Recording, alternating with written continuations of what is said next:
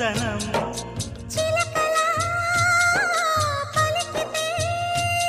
ఉండిపోదా సంబరం ఉండే కాదా మందిరం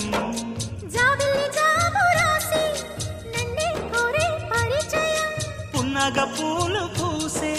వన్నే చిన్నే రసమయం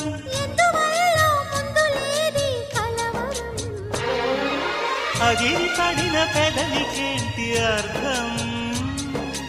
అడుగుతాని